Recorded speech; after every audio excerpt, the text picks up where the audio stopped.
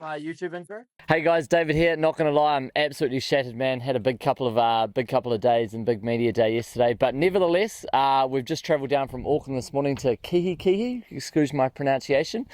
Just down here with Wils Diggity, so we're just gonna catch up with him, go through a subdivision job that he's got going on at the moment, talk about his property journey, how many houses he's flipped, what he's got going on, and how he balances life, personal, and all his work journey. So yeah, enjoy the podcast. Comment below if you've had a dealings with Will, good or bad. We'd love to know the truth. Cheers, guys. Meta. The place so nice, they name it twice. Nice. They don't want to go over there. No, it's all bro, good. Run us through this, man. What's the go? So this is a 1 into 8 subdivision. Cool. So came with the existing house, which we've given a spruce up and got new carpet, bit of a tidy up on the inside, just done the exterior. So we're paint the roof. You're gonna have to it's retain under that contract at the moment, and then 7 new titles. So 1, 2, 3, 4, and 3 down the bottom. We I actually door knocked this guy 2020. Yeah. So that's when the market was starting to go crazy and you couldn't buy sections because a development would happen, they'd call up a group housing company, the group housing company would buy all the sites off the plan. Yeah. And so at the time we had to get real creative. So I just went over Intramaps and I found all the developable properties around Kiki and I just went door knocked them all, mailbox dropped them. Yeah, buzzy. And this guy was like, nah, he's like, I don't want to sell, but he's like, if I ever do, I'll let you know. And then in like end of 2022, he emailed me and he's like, Michael, I told you I would let you know when I wanted to sell. That time is now. Didn't even say hi, didn't say cheers. No way. So I was like, sweet. Come Straight around to and see business. him. Yeah, and then mate. walk over it and he's like, there's another developer offering him money for it. And I was like, sweet, done the numbers. I was like, we'd be keen for 1.1, but we want 12 months delayed settlement. Yeah. And then the market was turning and it's still working out all right. Like it's still profitable. It's just nowhere near as good as what it should have been. It's just tighter. Yeah. Well, there's one, the interest rates went up, so the holding costs are substantially more. 2, the cost of materials, as you're probably well aware, were going through the roof. Mental, bro. People in Auckland were paying $80 for a sheet of aqua. Yeah. Like it was I was selling my leftover sheets for crazy money. $200 a sheet. I did it imports of that 10mm gypsum board. I did one pre-COVID, made no money on them, like maybe $2 a sheet on like 3,000. Next one came in literally like 2 weeks after lockdown, boom. And I was sat on camera. I was illegally selling them during COVID, but I made so much money off that one hit. Yeah. It was awesome, man. Yeah. Anyway, carry on, bro. So and then the other side of it is because in TA, we probably didn't have the same price drops as a lot of the country, but we probably had like a between 10 to 15% average price drop on house prices. Yeah. So like that reflects the end sale values. So originally we were just going to smack into this. We did land use consent so we could build the houses while we did the subdivision, but then as time went by, we realised that wasn't the best strategy because of just where the market had gone. Yeah, for sure. So at the moment, we just decided we'll get it done, get the new equity in the sites once they get titles. Titles hopefully next week. Yeah. And then we'll sell this house off. We've got another house in this particular entity. Will something like this sell pretty quickly at the moment? It's under contract. Under contract? Yeah, the tenant's buying it. Asking? Yeah. Me? $659. Nice. Which I reckon is actually a really good price for it. So we always try to leave like a little bit in it for the next guy. Yeah, for sure. That's probably worth maybe another 15, 20k more than that. Yeah, okay, cool. It's easy, no agent. Yeah, bro, that's easy, man. Saves what, 15 grand, 20 grand? Yeah, exactly. Something like that. So how many titles here? So this is 1, 2, 3, 4, and there's another 3 down the bottom. Oh, bro, this is good, man. Dude, how messy was all this when you bought it? Very messy. How much did you spend on clearance costs and all that? The total development cost us around about 980 grand. 980 to get it to? To get it to this point. Yeah, okay. Titles. Yeah. And for the actual earthworks weren't actually that bad. So this was sloping. Those 2 sites were the most expensive because we had to fill them up. Yeah, and you've obviously retained all of the retained that. I think the posts and retaining timber and concrete, not including the labour or fencing, was about 120k for that wall. Yeah. Because that's 4.2 metres or something. Yeah. $1,000 post, $1,000. What were your engineering and council costs? If you know off the top of your head. Probably not off the top of my head, but engineering, I'd say we've probably spent between inspections, design work, maybe about 35-ish thousand. Yeah, nice. Okay. Council costs, we actually had one win on the council costs, and because we actually own, there's 2 houses there, we subdivided those 2 before we did this one. Yeah, nice. And that real messy, overgrown patch is ours as well, so we'll develop that once this is done. Nice, man. Man, you've been buying up hard. Yeah, trying. Good on you. Trying. Fuck, that's awesome, man.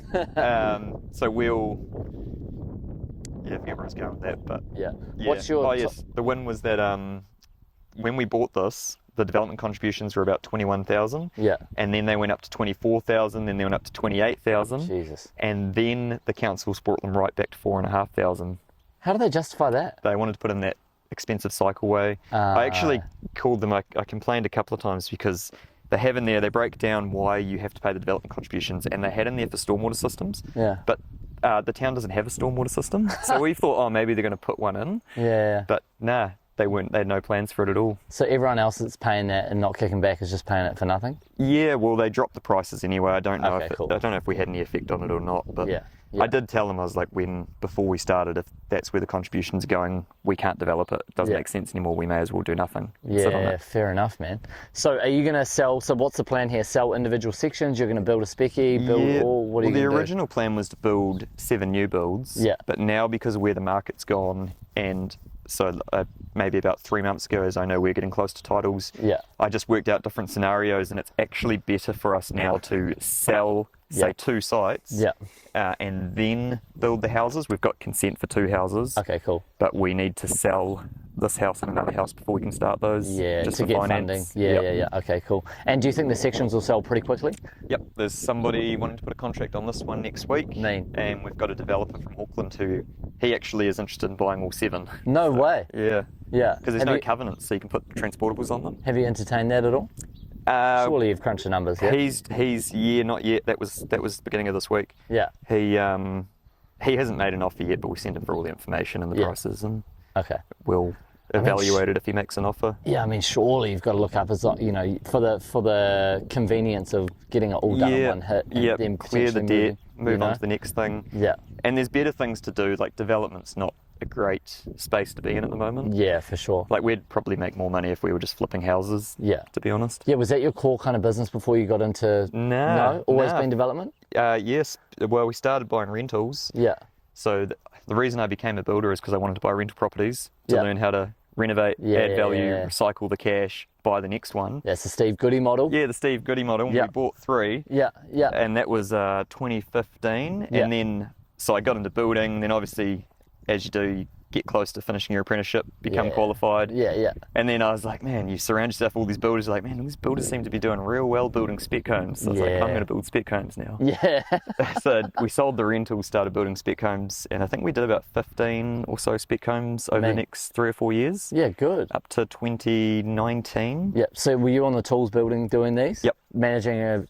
you have a couple guys under you Yep. helping you? Yeah. Yeah, man. I think we, back then it was probably like a team of 5 or 6. Yeah, 5 nice. or 6 and Jade in the office. What did you And enjoy most about? Did you enjoy more of the building, the spec home stuff, the flipping stuff, this stuff? Like, what's the most enjoyable? Probably all of it. Yeah, you like Yeah, all of it. Yeah, The probably the like things that have brought the most pain or the least enjoyable is just where you have client builds that don't go well for whatever reason, whether it's Yeah. whether you could have done better or there's Yeah. other people at fault or that sort of thing. Man, I talk about this with people all the time. Like, I feel like being a builder, the end goal dream is to only build for yourself and not that's- build for clients. That's where we've headed. Yeah, And nice. it's so much better. Yeah, way less headaches. So much eh? better. And it's really hard to get to that point because one, you've got to be able to finance the in-house projects Yeah, to get that's away it. from the client work. Yeah, But on the same, we've got in our property community, there's probably about 20 tradies, and every one of them, Yeah. they all have different stories, but they all rhyme. They Yeah, all say it's similar all the same things. shit, man. They're all sick of either not getting paid by someone, Yeah. sick of staff issues becoming their personal issues. Yeah, it's a problem, man. It's Mm. such a problem. And I just remember when I was doing my thing, like Baker's Bills in Auckland, like it was just like 70% managing the client's emotions. Yeah. Like just making sure that it's like having another girlfriend. Yep. And then if you've got And then three you or got 10 four, of them. Yeah, exactly right, man. And then every day from freaking 5 p.m. till 8 p.m, Yeah. you're just dealing with emotional fires. Yeah. Like it was so painful. So I think, I don't know, it's interesting now, like obviously with the Rapid QS stuff, I feel like it's more of like an information platform for people. But now I'm enjoying obviously talking to guys like yourself and Steve, and it's like, I want to try and, however a builder can make an extra 1 to 300k a year by doing 2 to 3 deals on the side, and eventually get themselves out of working for And clients, 5 to 10 years later, they're at the point where they can do 2 or 3 a year without having clients. Yeah, exactly right, man. Yeah. Not that like when I say that, like some of the things that say may have gone wrong with client builds they've been say the most stressful or painful parts of owning the building company or being in property essentially. And saying that, we've had a shitload of great clients. Like 9 out of 10 are amazing. Yeah, but all it takes is literally 1 or 2 painful ones that can screw up a month or half a year, and it's like, oh man, like we just wrote off a debt heading into the end of the financial year. I'm like, ooh, that hurts. That one's tough, eh? Yeah. Nah, interesting, man. So the goal, obviously, how long have you been timeline on this one so far from purchase to where you are now? Because of where the market's been, it's been a long process. So I think we settled this. I think we settled it in December 2023. So, a bit over a year, 14, 15 months ago. Okay, cool. Yeah. And you're just using, like, did you use subbies for all of this stuff? Guys that you knew well? Our builders did the retaining walls. Me. We do pretty much anything we can, the fencing. Yeah. We're here working with the subbies. Okay, cool. Yeah. So you've got 5, how many guys on the tools now? Not many. Not many? We're actually down to 2 guys on wages, but we do have contractors with us. Yeah, nice. So you keep your wages boys busy doing, like, what's your general day-to-day work? Still building spec homes? We're doing a mixture at the moment, and I think that's because of where the market is. So we're doing 1 spec home, we got 1 flip, we're building a rental for ourselves. Okay, cool. Doing a renovation over in Matamata, doing this subdivision. Yeah. We do have a few houses to start soon, a few new builds. Yeah, that's good, man. And how are you managing office and all this stuff, council? Obviously, you're doing quite a lot of that, you and... Yeah, me and, so I've got Justine in the office. Yeah. So she wears all hats. Yeah, nice. Yeah, property punter hat. Yeah, property punter. Well, we're doing the flip together down in Tikawiti. Yeah, cool. So that's pretty cool. Yeah. I'm like a little bit involved. Yeah. Yeah, I'm just trying to dig around how you run the operation. Like, it seems like you've got quite a bit of stuff going on. Yeah. And the regions, man. Yeah. Pumping, like, I feel like everyone I talk to in the regions is better than Auckland and Wellington. Yeah, I guess here it depends who you talk to. Some guys are like, yeah, we're sweet, got work, and other guys are stressed out, got nothing to do, can't pay the bills. Yeah. But the difference between you and builders is obviously you're creating work for yourself. Other guys, obviously, maybe they're not marketing themselves well or doing sales well, you know? And I guess for us, we've gone away from even really marketing as such, because like when we do the in-house projects, we don't really need to market. We just do them, list them online, sell them. Yeah. Are you getting good interest when you're listing stuff? Like, yeah, reasonably. Like the one in Odo we've listed about 3 weeks ago, and that's probably getting, I think Justine's taken about 5 or 6 people through there. Yeah, nice. So we had somebody talking about making an offer. So that'll sell. That's priced well too. Yeah, good, man. And you've never looked out, like, the regions for you are just like down here, this area, this is you bread and butter? Oh, not really. We've done stuff in Rotorua, Hamilton, I guess all within, say, an hour and a half's drive. For sure. We just purchased some in Tamaranui last week. Yeah, cool. So what those are kind rentals, of stuff? 3 units on one title. Gonna make them into 3 separate titles? Nah, just literally purchase status quo. Yeah. Leave them as they are. Nice. Fuck, that's good, man. So it's good to see guys doing stuff. Like, I don't know, I feel like everyone's in a bit of a scarcity mindset at the moment. You just got to keep going, eh? Yeah, bro. Keep pushing. I'm just like, there's nothing, you can't not keep moving ahead, eh? Yeah, don't stop. Yeah, that's interesting, man. Like yourself, eh? Work the weekends. Bro, I'm Saturday, just like... you're doing it. Saturday morning. Yeah. Oh, man, I was exhausted today. Yesterday we went on Duncan Garnier's thing and then did this thing with Steve, and then the week before was Australia. Yeah. And then the month before was the UK. And I'm like... Saw that. I feel shattered, but I'm like, I don't know, what else do you do? Yeah. I'll just knock out an 18-hour sleep tomorrow or something and I'll be fine. You'll be sweet. Yeah, back through the time zones, eh? Yeah, absolutely, man. What was, like, services and hook, like, do you have any rough idea costings in that? Like power, drainage, water, stuff like that? Top of your head? trying to remember now. I love knowing, man, because I'm getting reamed at the I moment. could send them all through to you. Yeah, if you're interested. that'd be Yeah. interesting to know. Yeah. We've got them all broken down, Yeah, cool. categorized into what they are. Yeah, that'd be good. Send you through the spreadsheet. Yeah, sweet as. You'll man. probably look at it and go, oh, you should do this. Oh my gosh, what is this? Yeah, how are you doing pricing and stuff? Are you doing it all yourself? Yeah, I pretty much still do all the pricing myself. Okay. We just pretty much use Excel spreadsheets. Yeah, easy. And we same with back me. cost the jobs as they get completed. Yeah. So that we can use the recent data for Yeah. pricing the future jobs. Yeah, nice.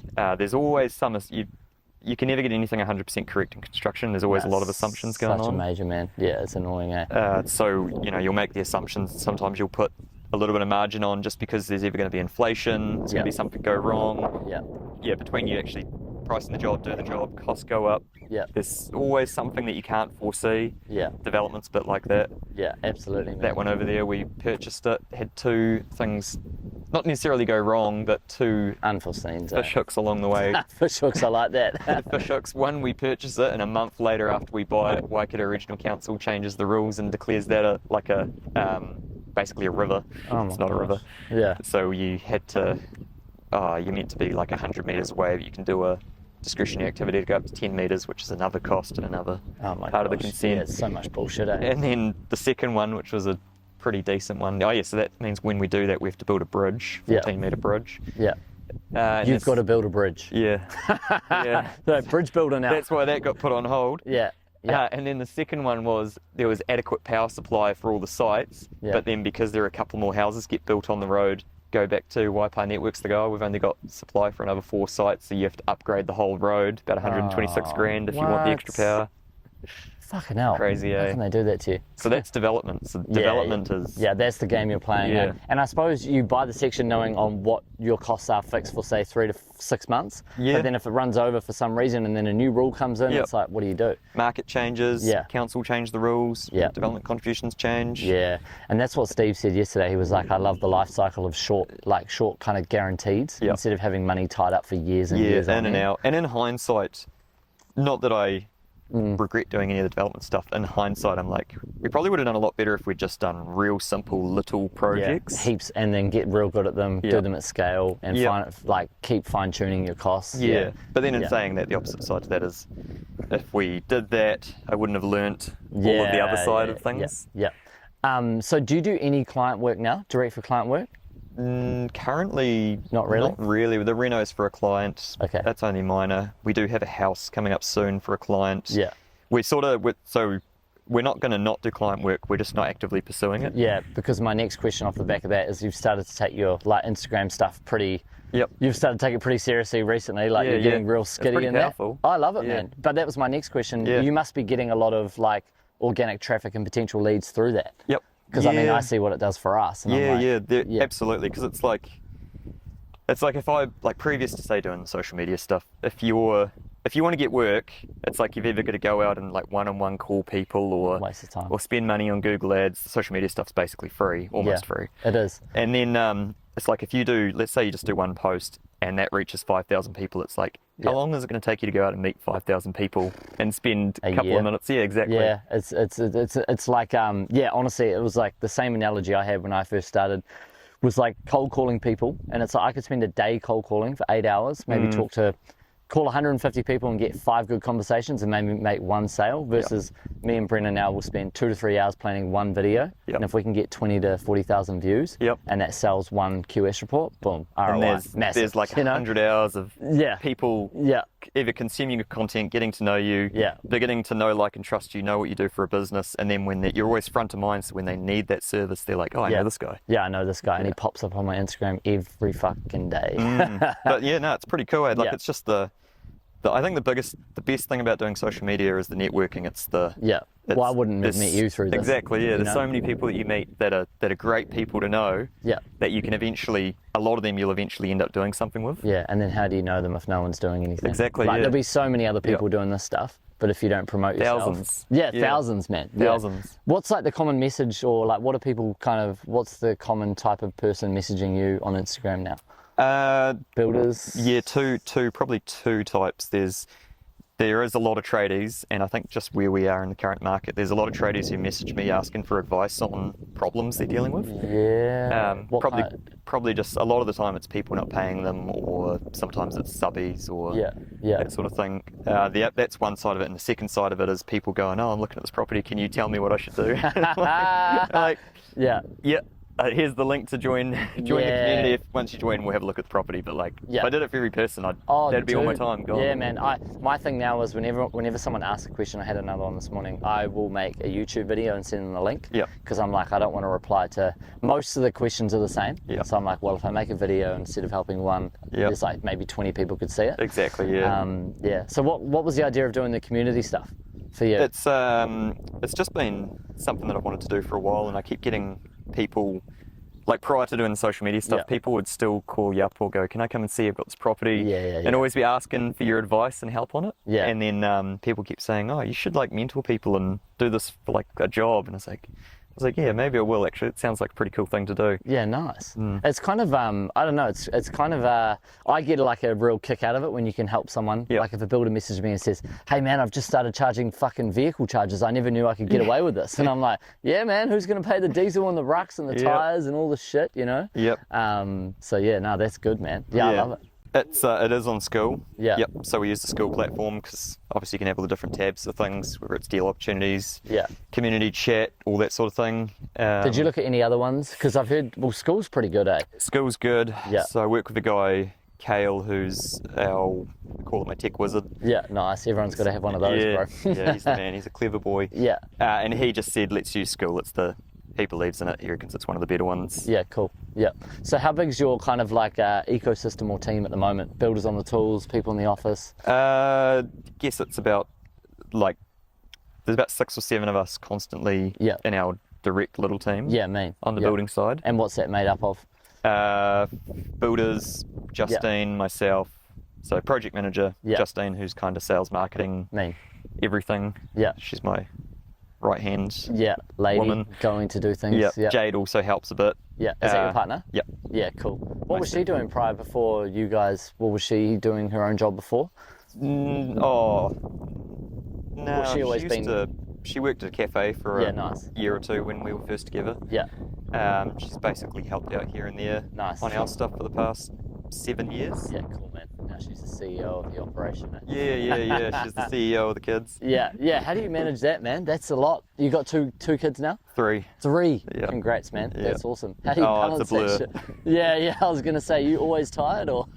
Yeah, sort of. Not really. Yeah. I think it's funny. People ask that question all the time. Yeah. And I'm like, how do you do a couple of businesses, all the investment stuff, and the family in one? I'm like, it kind of just molds together. Yeah, and you just do it every day. You know, if you're working for someone, so you've got a job, you're like, you have to be at that job during those hours, that period of time. But for me, it's kind of like I can be here, there, everywhere. If I need to be here, I just go there and do that. Yeah, for me, man, I don't know, since I've been self-employed since I was 20 and I'm 32 now, and I'm like, that's always been my biggest driver. I don't have any kids yet, but I'm like, I never want to be able to have to take time off or be somewhere else. I want to be able to pick up the phone, sort out some problems, but then go straight back to whatever it is, you know? So, yeah, absolutely. Yeah. But I mean, it obviously helps. Jade does most of the kids stuff. She does all the drop-offs and the school drop-offs. Most of them. Yeah, nice. In a sign riding vehicle, I hope. No advertising. Not her one. I've got to get her a new car. She's banging on about it. Yeah, nice. I'm like, I don't really want to spend 75 grand on a car. Yeah, there's a section down the road we could get for 120 and flip this. So I say to her, one more deal. One more deal? That's what you said 5 houses ago. I know, man. I really want to get a 911 Porsche, and I'm like, 2 more houses and then we'll get one. And then I'm like, oh, look at the equity. Okay, 2 more. Then you're like, all that cash and this depreciating asset. Yeah, I know, man. I will do it. I've told her 2 things. When either one of these 2 things happen, we'll get it. Yeah, Got a section we're selling out in Cambridge. Once that sells, that'll pay for it. Yeah. She wants a Toyota Highlander, 7-seater. That way you can fit more kids in there. One of the big SUVs. Have you got more planned, have you? Nah, not planned. No? But I'm pretty fertile. Yeah. Do you want to stick at 3, or do you reckon you're going to go a little bit more? Bro, I think I like punishing myself, you know? So. Yeah, put yourself under extreme pressure. Yeah. What else do you do down here? Like, do you hit the gym, got any sports, outside activities? I don't really do sports anymore. I do go to the gym. Nice. try to be consistent. Yeah, man. Oh, dude. I feel like if I don't do it in the morning, I'm so exhausted by the Yeah. afternoons, man. Yeah, I'm yeah, fucking same. tired. Yeah. Yeah.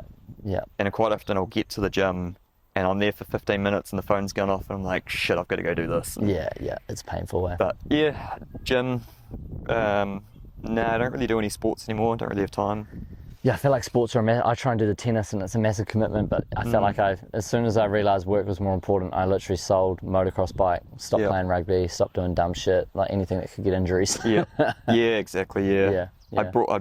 Last year I bought a new snowboard to go snowboarding. Didn't even go. Yeah. I do a little bit of snowboarding. But Yeah, cool, man. Oh, I love your daily quotes that you post, your daily insights. that's my gym thoughts. Yeah, that's me. I like that, eh? Do you get much reaction or many people commenting off that? Heaps. That's cool, man. Shitloads, yeah. I love that shit, eh? Yeah, Is it more heaps. just people, like, what's the general kind of reply message back? Just like a great question. It's their a own real kind of mixture, eh? There's own- people who just like, there's people who say I needed to hear this. There's people who are like, just say that's a great quote. Yeah, or mate. I've been thinking about that lately. Or Yeah, mate. probably not every day, but at least 3 or 4 people a week will reply to them and send you messages about them. Yeah, cool, man. Yeah, I like that. That's like, I think Luke Kemmys is doing something on like personal branding, but that's like a real good personal brand play. Yeah, the old Alex Hormozy. It's like the $100 million words just roll off his tongue, eh? Yeah, that's mean. Do you feel like, I feel like you're quite a self-motivated kind of guy, but have you ever been through periods where you felt like you weren't that motivated? Yeah, Or you've had all the periods? time. Yeah? 2 days ago. No shit, yeah? Yeah. Yeah. Sometimes when you're just, there's so much going on, you're real frustrated. You know you can't think clear. So like, I think on Wednesday I was like, internally I was just, you could feel like you're getting pissed off. Not that I take it out on anyone, but I was like, I just need to get out of here and go for a walk. So I just went for a walk. Yeah. Like 40 minutes. Mean. Clear the head. And then you clear feel the like head, you're good. get the blood moving. Yeah. Come back into it. I just find the thing I struggle with the most is like I feel like I do a lot, but then I look at other people and I'm like, do you guys ever get fucking tired? Yeah. Because I feel like I'm always exhausted. But I'm like, you can't just sit around and do fuck all. Yeah. So I'm like, I feel like you've always got to do more. Yeah. I don't know. It's a hard one, man. Yeah, the more you do, the more you learn how to be able to handle more. Yeah. You keep hitting those ceilings as you go forward. Yeah. And every time you hit a ceiling, that's when you hit the pain and the problems and you figure it out. You push past that. Yeah, and do another one and then you go to the next level. Yeah, I think it's also true as you're growing and scaling. Like when I started a building company, right, it was, you can't just go out on your own and do 30, 40 hours a week like you're doing a job. No. You have to be doing, say, 60 hours a week for it to be successful. One, you're probably only getting paid for 40 and then you've got 20 hours of admin and other stuff. Yeah. But then you've got to be doing, say, 80 hours a week so that you can afford to bring on somebody to take over some of the tasks that you were doing. Yeah. So you're doing 40, then they're doing 40, but you carry on doing 60 to 80 for a while. Once they're trained, that's like your extra income to get your buffer to bring on the next person, and you're slowly delegating and slowly building the network and slowly growing. Yeah. I've always found I try and take an audit of my hours every like couple of months or a month, and I'm like, what's something that I'm doing? Like right now, I'm doing way too much email admin, like deciphering stuff to certain people. Yeah. So I'm thinking in my head, well, how do I somehow use, whether it's AI or myself, and find whatever one type of email that's coming in, someone's in there shooting it off to the correct person. Yeah. Because I find myself starring and doing that. Have you read the book Buy Back Your Time by Dan Martell? No, but I've gone hard on that E-Myth and 4-hour work week one, which has been good for me. Yeah. The old Baker model, eh? The Baker model. Yeah, the Baker model. So that one's always stuck pretty well with me. But what's your next big kind of pushes for the next like one to 3 years? Ooh, that's a great question. Yeah, I know, because it probably changes every couple of days. Yeah, not every day, but I think at the moment, the short term for the next, say, 12 months is we're probably not really looking to buy anything else, although I do say this and then... jump on Trade Me tonight and you're like, oh, fuck, that's just up. 2 weeks later, something comes up. We've got quite a few projects on that we want to get through and get back into a nice position again to start making moves. Yeah. The market's definitely, I've noticed the last month, the number of inquiries, especially on the low end, it seems like in Hamilton, a lot of the flippers or investors are starting to come back going, well, it may still be expensive now, but the rate's coming down and there should be some value growth in the next 12 months. So they're sweet. coming back in with the speculation of what the future's going to be like. Yeah. So, what am I going to do going forward? Probably just more status quo. I think we're going to do less development and construction. We're not going to stop doing it. We're going to keep doing it. Yeah. But we're not going to focus so much on that because But in saying that, I say that, and then 10 houses will come in. Yeah. And I'll be like, yep, sweet, we'll do them all. Yeah, we'll smack them all over. Yeah. What's your forward pipeline like for your builders only? Well, it's only 2, so it's pretty easy to keep them busy, eh? Easy as, yeah. We've, I mean, if we were going to build all these, 6 there, like another probably 10 in Matamata that are in the pipeline, all big ones. Yeah, that's mad. Another client build over there. Yeah. You know, we've probably got 20 to 25 houses that we could build over the next, say, 4 or 5 years anyway. Jeez, bro, that's a lot, eh? Whether we do them all or not, like this one, we're probably going to sell a couple sites and then build the rest. Yeah. Do you want to go a little bit nitty gritty on how you do the finance for those? Because I'm personally interested, and I know other guys would be. It's all over the show. Yeah. Can you give us a bit of a base? Because right now, my thing is I find it very hard to get. If I want to do a full fixed price contract with a builder, obviously I'm paying 20 to 25% sort of margins on top of that. If I kind of cash fund it myself, I've used like friends like equity gain to get the cash loan off them, pay the builder, self-manage, 20% less on subs, 20% less on materials. The bank won't lend me on that. And then once I've built the house, get the CCC, the bank lends, pay that back, go again. Yeah. Well, that's kind of like the situation here is we applied to Westpac. So Westpac are the funder originally. Shout out Westpac. So this one's, and pretty much most of the things I do are in partnership with somebody because cool. there's no way that I'd be able to scale by myself. I was going to say, man. Basically impossible. Well, not impossible, but it's it makes it easier. Hard. Yeah. So like, sorry, I want to butt in here very quickly. So do you do JV stuff as well? Yeah, heaps. All the time? 70% of your deals, JV? Yeah. Okay, interesting. Yeah, carry on. So this one, so we actually wanted to build some houses and we hit them up and they just said, the equity's fine, servicing's there, but we've got no appetite for it. That was 7 or 8 months ago. But they were like, it'd be good to get all of the sites developed, get the new sites for security, and then relook at it then, which we're almost there now. But I see. So that's where your plans always change because financing gets the way, or the market changes. So what you should actually be doing going forward is constantly changing. So this one is bank financed, but we can't really get any more finance. But once we sell this house and the other one, frees up some equity. Then between myself and the other director, we'll be able to build 1 or 2 without the bank. So using revolving credit facility. I mean, the flips, second tier lenders. What are your interest rates on those? That one's 10.8%. And what's your, when you go to direct bank for these kind of ones? It's changed a bit in the last few months. I think it's sitting around 7.75 now. Are you always hustling between all the banks for every deal? We bank with, for property, all the 4 big banks. Nice. And then we use second tiers for the flips. Is there a massive advantage by always shopping around between the 4? Do you find they somewhat compete with themselves, or? Sort of. Some they used to. When we first started, they used to really compete with each other. And it used to hold a lot of weight. It seemed like to be like, oh, well, the other bank's going to finance me, and they're like, oh no, we'll finance you now. We'll stay with you. And then in the last couple of years, we've swapped banks a couple of times, and we've told the bank, well, you're not going to give us any more finance, whatever it is. BNZ, you won't give us any more finance, we're going to go to ANZ. And then they go, sweet, we won't give you the finance. Then you go to ANZ, and then BNZ comes back to you and go, why did you swap? We would have given you the finance. Like, we've had that happen, and not just with that happen between the banks a couple of times now.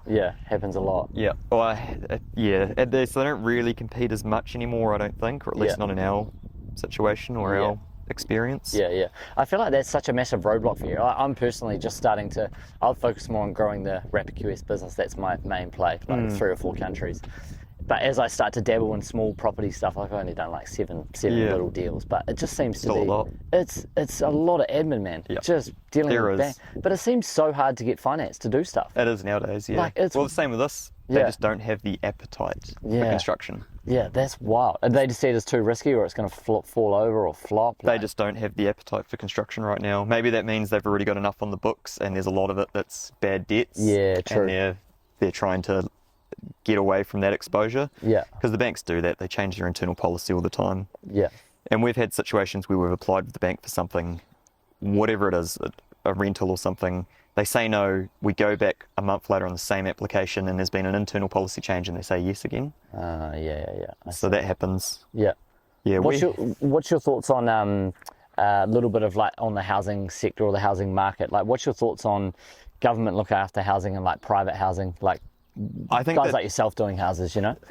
I think that anything the government does, they do far less efficient than the private market, Yeah, because for sure. then, one, they're generally not held to account, whereas in the private industry, let's say I build some houses Here we and go. I lose money, I'm out of business, and rightfully so. For sure. Whereas Or the government, if they build a house and they lose $100,000, it doesn't matter, you pay for it. Yeah, I know, the man. taxpayer pays for it, and they do it because there's no accountability, because they don't fall over. They just, and they're not experts in the field. They haven't built a business and gone through all the struggles and learnt to be that sort of business owner who's able to handle those types of projects. Yeah. You know, they hire people with arts degrees and communications degrees to project manage construction sites. It's a fucking joke, eh? That's why I'm enjoying ripping out the councils, man, because none of them have got like business prior experience. None of them have done anything applicable. We see that on the surface level. We literally, the spec home we're building down in Otrahonga, they had a new lady, I'm sure she's nice. But, and we got an inspection for the driveway because there was a manhole, and we just wanted council to come and say, yep, they're happy with us putting the driveway there, because on the plan it didn't show the manhole, and we're like, we better check because we don't want to pour it, and then council go, move the driveway. So we did it, and then she comes back and she goes, she's like, yeah, it looks fine, but can you get an engineer to confirm that cast iron grate's strong enough for cars to drive over? And we're like, are you serious? Yeah, what the hell, it would have been in the subdivision plan. They would have engineer designed it then for traffic. Those things are designed for trucks to go over. Yeah, exactly. And so she wouldn't sign it off until we got an engineer to basically what they're doing is, because a lot of the people that work in the councils don't have the skills and the experience themselves to be able to sign these things off, so they want a professional to be able to sign them off so the council doesn't have to fall back. But the problem with that is all of a sudden, if that's the case, why even have the council? Why even have that person in that role? Yeah, exactly. It's literally just another avenue to clip the ticket. And it adds cost. So it adds cost to, say, us, the builders. That's, that was a $400 piece of paper.